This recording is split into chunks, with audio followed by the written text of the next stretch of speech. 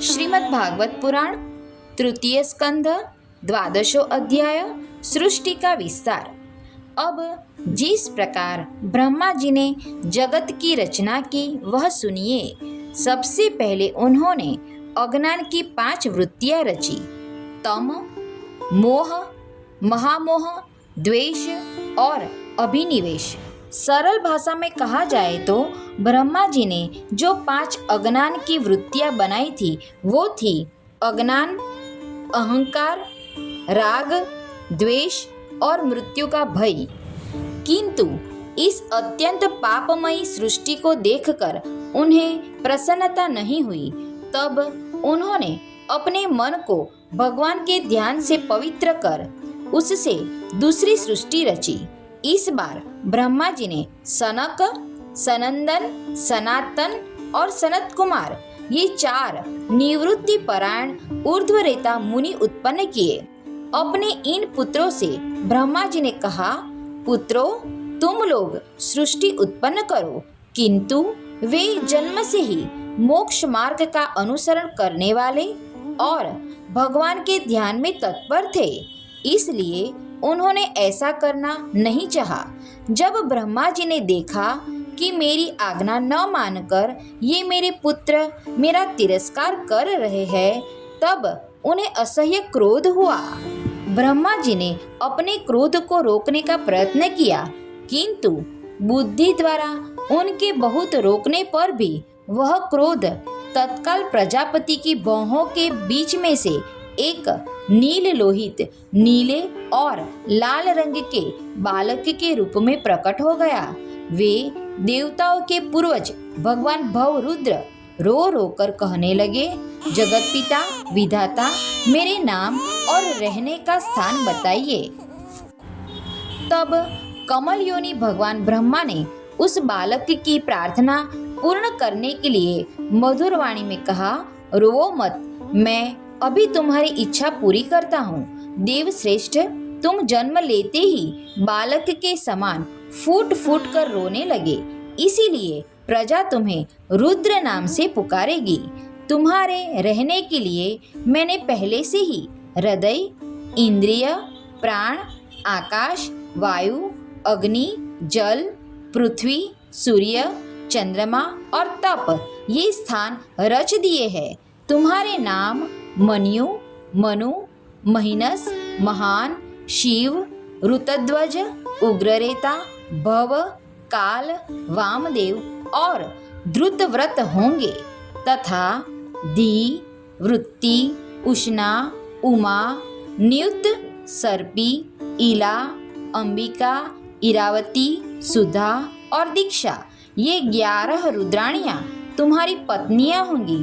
तुम उपर्युक्त नाम, स्थान और स्त्रियों को स्वीकार करो और इनके द्वारा बहुत सी प्रजा उत्पन्न करो, क्योंकि तुम प्रजापति हो। लोकपिता ब्रह्मा जी से ऐसी आज्ञा पाकर भगवान नील लोहित बल, आकार और स्वभाव में अपने ही जैसी प्रजा उत्पन्न करने लगे। भगवान रुद्र के द्वारा उत्पन्न हुए उन रुद्रों को असंख्य यूथ बनाकर सारे संसार को भक्षण करते देख ब्रह्मा जी को बड़ी शंका हुई। तब उन्होंने रुद्र से कहा, सूर्यश्रेष्ठ, तुम्हारी प्रजा तो अपनी भयंकर दृष्टि से मुझे और सारी दिशाओं को भस्म किए डालती है, अतः ऐसी सृष्टि और न रचो, तुम्हारा कल्याण हो। अब तुम समस्त प्राणियों को सुख देने के लिए तप करो, फिर उस तप के प्रभाव से ही तुम पूर्ववत इस संसार की रचना करना। पुरुष तप के द्वारा ही इंद्रियातीत, सर्वांतर्यामी, ज्योति स्वरूप श्री हरि को सुगमता से प्राप्त कर सकता है। जब ब्रह्मा जी ने ऐसी आज्ञा दी, तब रुद्र ने बहुत अच्छा कहकर उसे शिरोधार्य किया और फिर उनकी अनुमति लेकर तथा उनकी परिक्रमा करके वे तपस्या करने के लिए वन को चले गए। इसके पश्चात जब भगवान की शक्ति से संपन्न ब्रह्मा जी ने सृष्टि के लिए संकल्प किया, तब उनके 10 पुत्र और उत्पन्न हुए। उनसे लोक की बहुत वृद्धि हुई। उनके नाम मरीचि, अत्रि, अंगिरा, पुलस्त्य, पुलह, क्रतु, भृगु, वशिष्ठ, दक्ष और 10वें नारद थे।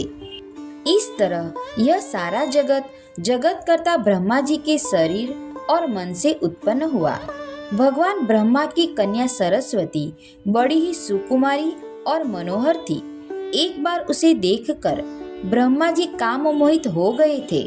यद्यपि वह स्वयं वासनाहीन थी, उन्हें ऐसा अधर्ममय संकल्प करते देख उनके पुत्र मरीचि आदि ऋषियों ने उन्हें विश्वास पूर्वक समझाया, पिताजी आप समर्थ हैं, फिर भी अपने मन में उत्पन्न हुए काम के वेग को न रोककर पुत्री गमन जैसा दुस्तर पाप करने का संकल्प कर रहे हैं। ऐसा तो आपसे पूर्ववर्ती किसी भी ब्रह्मा ने नहीं किया और न आगे ही कोई करेगा। जगत गुरु, आप जैसे तेजस्वी पुरुषों को भी ऐसा काम शोभा नहीं देता, क्योंकि आप लोगों के आचरणों का अनुसरण करने से ही तो संसार का कल्याण होता है। जिन श्री भगवान ने अपने स्वरूप में स्थित इस जगत को अपने ही तेज से प्रकट किया है, उन्हें नमस्कार है। इस समय वे ही धर्म की रक्षा कर सकते हैं। अपने पुत्र मरीचि आदि प्रजापतियों को अपने सामने इस प्रकार कहते देख प्रजापतियों के प्रति ब्रह्मा जी बड़े लज्जित हुए और उन्होंने उस शरीर को उसी समय छोड़ दिया। तब उस घोर शरीर को दिशाओं ने ले लिया। वही कुहरा हुआ जिसे अंधकार भी कहते हैं।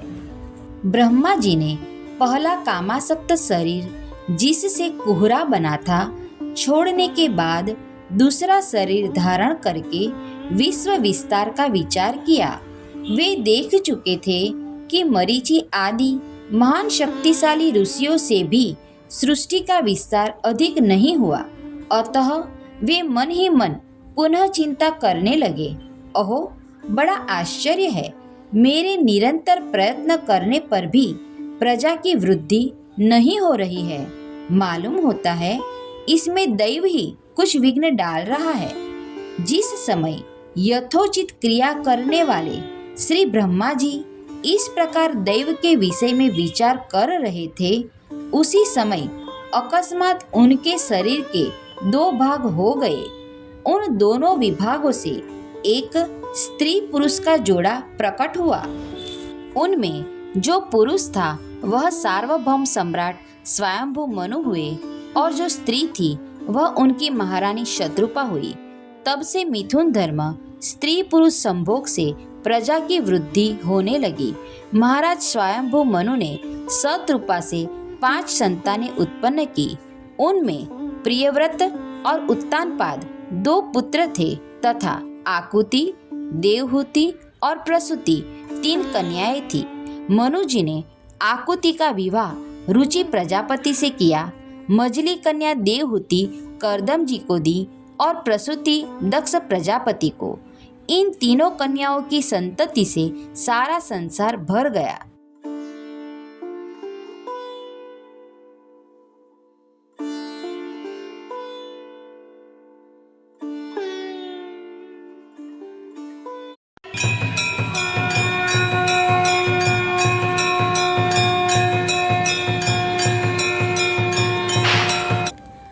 जब अपनी भार्या शत्रुपा के साथ स्वयंभू मनु का जन्म हुआ, तब उन्होंने बड़ी नम्रता से हाथ जोड़कर श्री ब्रह्मा जी से कहा, भगवान, एकमात्र आप ही समस्त जीवों के जन्मदाता और जीविका प्रदान करने वाले पिता है।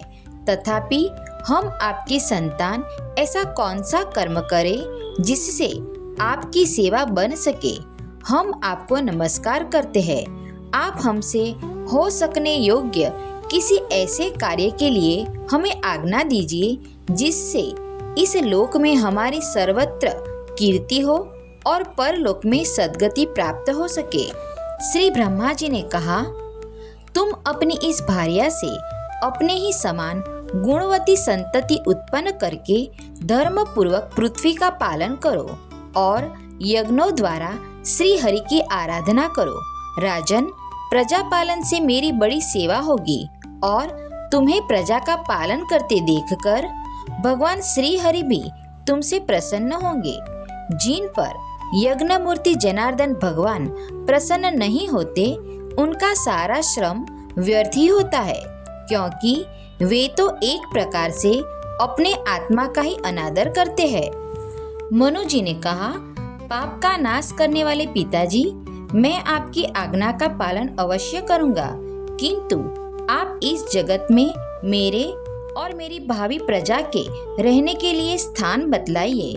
देव, सब जीवों का निवास स्थान पृथ्वी इस समय प्रलय के जल में डूबी हुई है। आप इस देवी के उद्धार का प्रयत्न कीजिए। पृथ्वी को इस प्रकार अथाह जल में डूबी देखकर ब्रह्मा जी बहुत देर तक मन में यह सोचते रहे कि इसे कैसे निकालूं। जिस समय मैं लोक रचना में लगा हुआ था, उस समय पृथ्वी जल में डूब जाने से रसातल को चली गई। हम लोग सृष्टि कार्य में नियुक्त है, अतः इसके लिए हमें क्या करना चाहिए? अब तो जिनके संकल्प मात्र से मेरा जन्म हुआ है, वे सर्वशक्तिमान श्री हरि ही मेरा यह काम पूरा करे। ब्रह्मा जी इस प्रकार विचार कर ही रहे थे कि उनके नासा छिद्र से अकस्मात अंगूठे के बराबर आकार का एक वाराह शिशु निकला। बड़े आश्चर्य की बात तो यह हुई कि आकाश में खड़ा हुआ वह वाराह शिशु प्रजापति के देखते ही देखते बड़ा होकर क्षण भर में हाथी के बराबर हो गया। उस विशाल वराह मूर्ति को देखकर मरीचि आदि मुनिजन, सनक आदि और स्वयंभू मनु के सहित श्री ब्रह्मा जी तरह तरह के विचार करने लगे। अहो, सूकर के रूप में आज यह कौन दिव्य प्राणी यहाँ प्रकट हुआ है? कैसा आश्चर्य है! यह अभी अभी मेरी नाक से निकला था। पहले तो यह अंगूठे के पोरुए के बराबर दिखाई देता था, किंतु एक क्षण में ही बड़ी भारी शिला के समान हो गया। अवश्य ही यज्ञ मूर्ति भगवान हम लोगों के मन को मोहित कर रहे हैं। ब्रह्मा जी और उनके पुत्र इस प्रकार सोच ही रहे थे कि भगवान यज्ञ पुरुष पर्वताकार होकर गरजने लगे। सर्वशक्तिमान श्री हरि ने अपनी गर्जना से दिशाओं को प्रतिध्वनित करके ब्रह्मा और श्रेष्ठ ब्राह्मणों को हर्ष से भर दिया। अपना खेद दूर करने वाली मायामयी वराह भगवान की घुरघुराहट को सुनकर वे जनलोक, तपलोक और सत्यलोक निवासी मुनिगण तीनों वेदों के परम पवित्र मंत्रों से उनकी स्तुति करने लगे। भगवान के स्वरूप का वेदों में विस्तार से वर्णन किया गया है, अतः उन मुनीश्वरों ने जो स्तुति की उसे वेद रूप मानकर भगवान बड़े प्रसन्न हुए और एक बार फिर गरज कर देवताओं के हित के लिए गजराज की सी लीला करते हुए जल में घुस गए। पहले वे सुकर रूप भगवान पूंछ उठाकर बड़े वेग से आकाश में उछले और अपनी गर्दन के बालों को फटकार कर खूरों के आघात से बादलों को छितराने लगे। उनका शरीर बड़ा कठोर था, त्वचा पर कड़े कड़े बाल थे, दाढ़ें सफेद थी और नेत्रों से तेज निकल रहा था। उस समय उनकी बड़ी शोभा हो रही थी। भगवान स्वयं यज्ञ पुरुष है, तथापि सुकर रूप धारण करने के कारण अपनी नाक से सूंघ सूंघ कर पृथ्वी का पता लगा रहे थे। उनकी दाढ़ें बड़ी कठोर थी। इस प्रकार यद्यपि वे बड़े क्रूर जान पड़ते थे, तथापि अपनी स्तुति करने वाले मरीचि आदि मुनियों की ओर बड़ी सौम्य दृष्टि से निहारते हुए उन्होंने जल में प्रवेश किया। जिस समय उनका वज्रमय पर्वत के समान कठोर शरीर जल में गिरा, तब उसके वेग से मानो समुद्र का पेट फट गया और उसमें बादलों की गड़गड़ाहट के समान बड़ा भीषण शब्द हुआ। उस समय ऐसा जान पड़ता था मानो अपनी उत्ताल तरंग रूप भुजाओं को उठाकर वह बड़े आर्त स्वर में हे यज्ञेश्वर मेरी रक्षा करो इस प्रकार पुकार रहा है। तब भगवान यज्ञ मूर्ति अपने बाणों के समान पैने खुरों से जल को चीरते हुए उस अपार जल राशि के उस पार पहुँचे। वहाँ रसातल में उन्होंने समस्त जीवों की आश्रयभूता पृथ्वी को देखा, जिसे कल्पांत में शयन करने के लिए उद्यत श्री हरि ने स्वयं अपने ही उदर में लीन कर लिया था। फिर वे जल में डूबी हुई पृथ्वी को अपनी दाढ़ों पर लेकर रसातल से ऊपर आए। उस समय उनकी बड़ी शोभा हो रही थी। जल से बाहर आते समय उनके मार्ग में विघ्न डालने के लिए महापराक्रमी हिरण्याक्ष ने जल के भीतर ही उन पर गदा से आक्रमण किया। इससे उनका क्रोध चक्र के समान तीक्ष्ण हो गया और उन्होंने उसे लीला से ही इस प्रकार मार डाला जैसे सिंह हाथी को मार डालता है। उस समय उसके रक्त से थूथनी तथा कनपट्टी सन जाने के कारण वे ऐसे जान पड़ते थे मानो कोई गजराज लाल मिट्टी के टीले में टक्कर मारकर आया हो। जैसे गजराज अपने दांतों पर कमल पुष्प धारण कर ले, उसी प्रकार अपने सफेद दांतों की नोक पर पृथ्वी को धारण कर जल से बाहर निकले हुए तमाल के समान नील वर्ण वराह भगवान को देखकर ब्रह्मा, मरीचि आदि को निश्चय हो गया कि ये भगवान ही है। तब वे हाथ जोड़कर वेद वाक्यों से उनकी स्तुति करने लगे।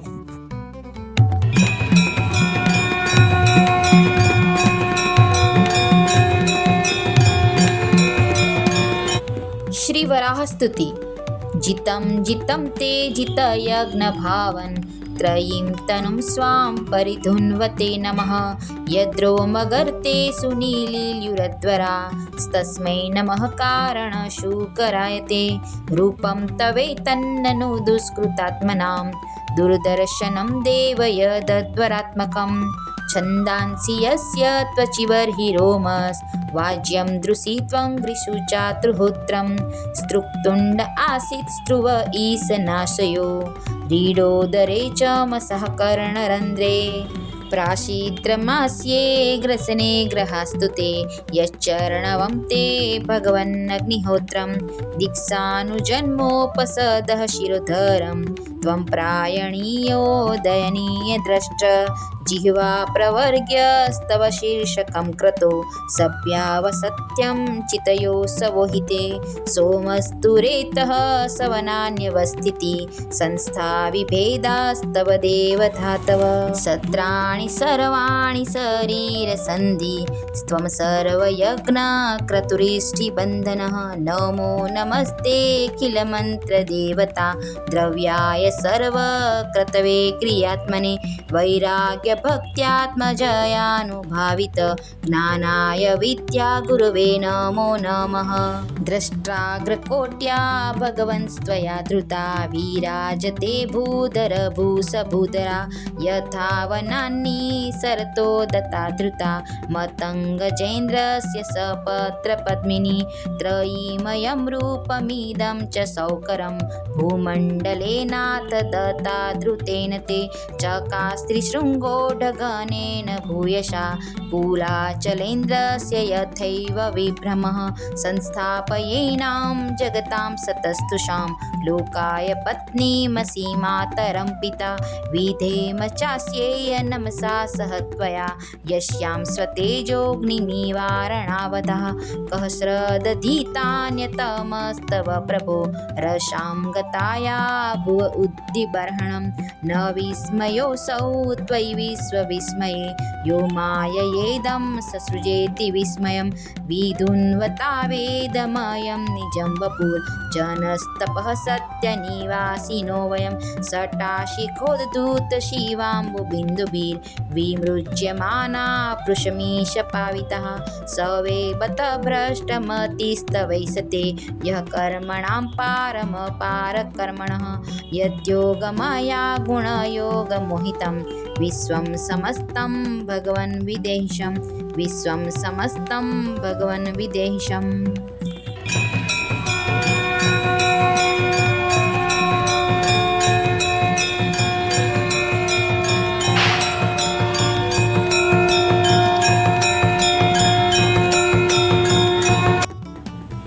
ऋषियों ने कहा, भगवान अजित, आपकी जय हो। यज्ञपते, आप अपने वेद त्रयी रूप विग्रह को फटकार रहे हैं, आपको नमस्कार है। आपके रोमकूपों में संपूर्ण यज्ञ लीन है। आपने पृथ्वी का उद्धार करने के लिए ही यह सूकर रूप धारण किया है, आपको नमस्कार है। देव, दुराचारियों को आपके इस शरीर का दर्शन होना अत्यंत कठिन है, क्योंकि यह यज्ञ रूप है। इसकी त्वचा में गायत्री आदि छंद, रोमावली में कुश, नेत्रों में धृत तथा चारों चरणों में होता, अध्वर्यु, उद्गाता और ब्रह्मा, इन चारों ऋत्विजों के कर्म है। आपकी थुथनी मुख के अग्रभाग में स्त्रुक है, नासिका छिद्रों में स्त्रुवा है, उदर में ईड़ा है, कानों में चमस है, मुख में प्राशित्र है और कंठ छिद्र में ग्रह है। भगवान, आपका जो चबाना है वही अग्निहोत्र है। बार बार अवतार लेना यज्ञ स्वरूप आपकी दीक्षणीय इष्टि है। गर्दन उपसद है, दोनों दाढ़े प्रायणीय और उदयनीय है, जिह्वा प्रवर्ग्य है, सिर सभ्य और आवसथ्य तथा प्राण चीती है। देव, आपका वीर्य सोम है। आसन प्रातः सवनादि 3 सवन है। सातों धातु अग्निष्टोम, अत्यग्निष्टोम, उक्थ, षोडशी, वाजपेय, अतिरात्र और आप्तोर्याम नाम की 7 संस्थाएं है तथा शरीर की संधियां संपूर्ण सत्र है। इस प्रकार आप संपूर्ण यज्ञ और क्रतुरूप है। यज्ञानुष्ठान रूप इष्टिया आपके अंगों को मिलाए रखने वाली मांसपेशियां है। समस्त मंत्र, देवता, द्रव्य, यज्ञ और कर्म आपके ही स्वरूप है, आपको नमस्कार है। वैराग्य, भक्ति और मन की एकाग्रता से जिस ज्ञान का अनुभव होता है वह आपका स्वरूप ही है तथा आप ही सबके विद्या गुरु है। आपको पुनः पुनः प्रणाम है। पृथ्वी को धारण करने वाले भगवान, आपकी दाढ़ों की नोक पर रखी हुई यह पर्वतादि मंडित पृथ्वी ऐसी सुशोभित हो रही है जैसे वन में से निकलकर बाहर आए हुए किसी गजराज के दांतों पर पत्र युक्त कमलिनी रखी हो। आपके दांतों पर रखे हुए भूमंडल के सहित आपका यह वेदमय वराह विग्रह ऐसा सुशोभित हो रहा है जैसे शिखरों पर छाई हुई मेघमाला से कुल पर्वत की शोभा होती है। नाथ, चराचर जीवों के सुखपूर्वक रहने के लिए आप अपनी पत्नी इन जगत माता पृथ्वी को जल पर स्थापित कीजिए। आप जगत के पिता है और अरणि में अग्नि स्थापन के समान आपने इसमें धारण शक्ति रूप अपना तेज स्थापित किया है। हम आपको और इस पृथ्वी माता को प्रणाम करते हैं। प्रभो, रसातल में डूबी हुई इस पृथ्वी को निकालने का साहस आपके सिवा और कौन कर सकता था, किंतु आप तो संपूर्ण आश्चर्यों के आश्रय है। आपके लिए यह कोई आश्चर्य की बात नहीं है। आपने ही तो अपनी माया से इस अति आश्चर्यमय विश्व की रचना की है। जब आप अपने वेदमय विग्रह को हिलाते हैं तब हमारे ऊपर आपकी गर्दन के बालों से झरती हुई शीतल जल की बूंदें गिरती है। उनसे भीगकर हम जनलोक, तपलोक और सत्यलोक में रहने वाले मुनिजन सर्वथा पवित्र हो जाते हैं। जो पुरुष आपके कर्मों का पार पाना चाहता है अवश्य ही उसकी बुद्धि नष्ट हो गई है, क्योंकि आपके कर्मों का कोई पार ही नहीं है। आपकी ही योग माया के सत्वादि गुणों से यह सारा जगत मोहित हो रहा है। भगवान, आप इसका कल्याण कीजिए। उन ब्रह्मवादी मुनियों के इस प्रकार स्तुति करने पर सबकी रक्षा करने वाले वराह भगवान ने अपने खुरों से जल को स्तंभित कर उस पर पृथ्वी को स्थापित कर दिया। इस प्रकार रसातल से लीला पूर्वक लाई हुई पृथ्वी को जल पर रखकर वे विश्वक्सेन प्रजापति भगवान श्री हरि अंतर्धान हो गए।